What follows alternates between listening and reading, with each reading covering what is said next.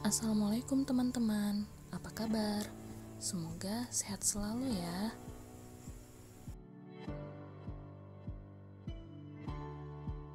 Perkenalkan, nama saya Riana Yurtini SPD.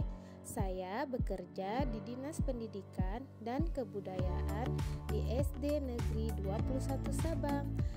Halo, saya Zahra Fitri Mayurida SP.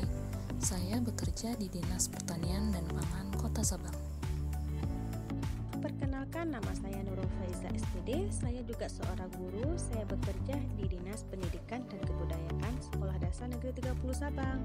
Di video kali ini, kami akan menjelaskan tentang penerapan nilai-nilai dasar aneka. Dalam menjalankan tugasnya, ASN memiliki 3 fungsi, yaitu melaksanakan kebijakan, memberikan pelayanan publik yang profesional dan berkualitas, serta mempererat kesatuan dan persatuan bangsa. Untuk menjadi pelayan publik yang profesional, kita punya pedomannya nih, yaitu nilai aneka. Sebagai ASN, tentu saja kita harus mengimplementasikan nilai aneka dalam kehidupan sehari-hari. Gunanya, demi mewujudkan ASN yang berintegritas, sehingga mampu memberikan pelayanan publik yang profesional dan berkualitas, serta mempererat persatuan dan kesatuan bangsa. Sebelum kita bahas lebih lanjut tentang penerapan nilai aneka, kita harus tahu dulu, apa sih nilai aneka itu? Nah, aneka merupakan singkatan dari akuntabilitas, nasionalisme, etika publik, komitmen mutu, dan terakhir anti korupsi. Biar lebih paham, mari kita dengar penjelasannya satu persatu. Yang pertama, akuntabilitas, yaitu kewajiban ASN untuk mempertanggungjawabkan tugas-tugas yang telah ia kerjakan. Tujuan utamanya adalah untuk memperbaiki kinerja ASN dalam memberikan pelayanan kepada masyarakat. Yang kedua, nasionalisme, yaitu pemahaman kita mengenai kebangsaan yang nilai-nilainya semua terdapat di dalam Pancasila, mulai dari sila ke-1 hingga sila ke-5. Yang ketiga, etika publik, yaitu bentuk tanggung jawab kita untuk mencerminkan perilaku sebagai pelayan publik yang profesional. Yang keempat, komitmen mutu, yaitu wujud pelayanan kita sebagai ASN terhadap masyarakat berdasarkan konsep bela negara yang efektif, efisien, inovatif, dan bermutu. Nah, yang terakhir adalah anti korupsi, yaitu sikap dan perilaku untuk tidak mendukung adanya upaya untuk merugikan keuangan negara dan perekonomian negara.